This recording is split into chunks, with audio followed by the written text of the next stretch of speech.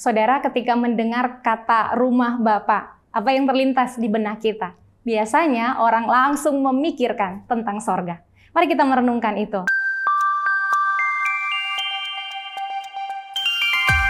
Mari berdoa. Tuhan Yesus, kesempatan belajar firman di hari ini sungguh kami syukuri. Kami berdoa kiranya Tuhan menolong kami, supaya tidak hanya merenungkannya, tetapi kami mempraktekkannya di tengah tugas kerja kami sepanjang hari ini, tetapi juga sepanjang hidup kami. Amin. Saudara, mari kita membaca Injil Lukas pasal 2, ayat 48 dan 49. Dan ketika orang tuanya melihat dia, tercenganglah mereka. Lalu kata ibunya kepadanya, "Nak, mengapakah engkau berbuat demikian terhadap kami? Bapamu dan aku dengan cemas mencari engkau." Jawabnya kepada mereka, "Mengapa kamu mencari aku? Tidakkah kamu tahu bahwa aku harus berada di dalam rumah Bapakku?" Saudara, sekali lagi mendengar kata rumah Bapa, yang ada di pikiran kita adalah sorga. Tapi kalau ditanyakan kepada kita, sorga yang mana? Biasanya kita memikirkan sorga, tempat Allah bertata, tempat Tuhan bersemayam. Kalau begitu pertanyaan lanjutan adalah di mana? Banyak orang membayangkan sorga adalah tempat yang tinggi di atas sana. Tempat Tuhan berada dan jauh dari jangkauan manusia. Hari ini kita justru diajak untuk melihat yang sebaliknya. Ketika Maria dan Yusuf menemukan Yesus sedang berada di bait Allah, mereka mempertanyakan sikap Yesus yang ada di situ dan tidak bersama mereka dalam rombongan pulang. Kata Tuhan Yesus kepada mereka, "Mengapa kamu mencari aku? Tidakkah kamu tahu bahwa aku harus berada di dalam rumah Bapakku?" Maka perkataan Tuhan Yesus ini hendak menunjukkan kepada kita bahwa bicara tentang sorga tidak bicara spesifik tentang lokasi, tidak. Tetapi bicara tentang sorga, bicara tentang kehadiran Allah, kehadiran Bapa dalam hidup.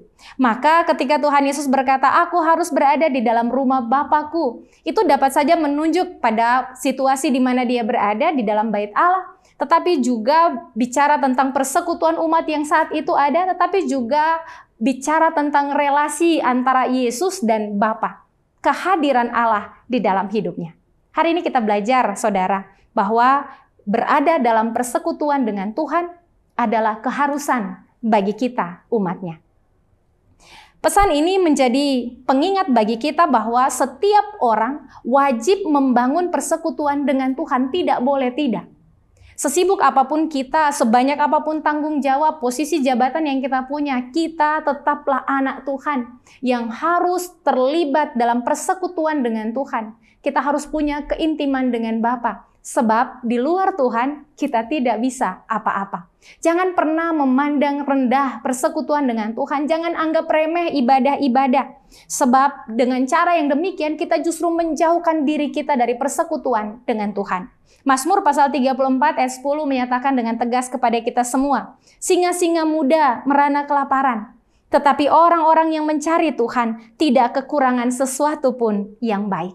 Kalau kita dalam persekutuan dengan Tuhan, tantangan kesulitan mungkin akan kita alami. Tetapi dalam persekutuan dengan Tuhan, pertolongannya akan selalu kita alami. Di mana kita harus membangun persekutuan dengan Tuhan? Di mana saja, di setiap waktu, di semua langkah hidup kita. Kita harus selalu punya hubungan dengan Bapa. Kita punya hubungan dengan Tuhan. Saudara, ingatlah ini, jangan pernah bermimpi tentang sorga, tentang hidup bahagia bersama Tuhan nanti ketika Dia datang kedua kalinya. Jika hari ini kita asik hidup dalam dosa dan jauh dari persekutuan dengan Tuhan. Tuhan kiranya menolong kita. Mari berdoa. Tuhan Yesus, kami rindu untuk memiliki kehidupan yang erat bersekutu denganmu. Tolonglah kami supaya dalam segala usaha kerja dan kesibukan kami sekalipun, kami tidak pernah lupa dan tidak melalaikan persekutuan dengan Tuhan. Sebab kami sadar sungguh di luar Engkau Bapa, kami tidak bisa melakukan apa-apa. Tolong kami supaya kami dapat senantiasa menjadi orang-orang yang taat dan setia kepadamu. Amin. Bila ku buka mataku dan lihat wajah-Mu, ku terkagum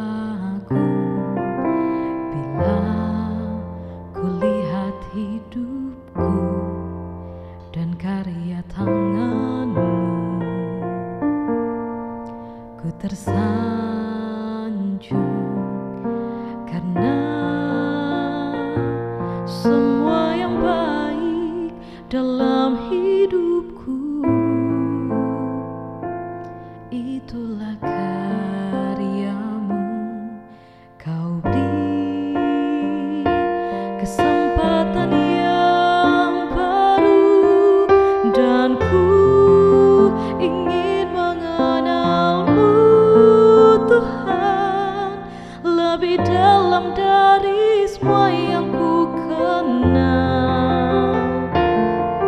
Tiada kasih yang melebihimu.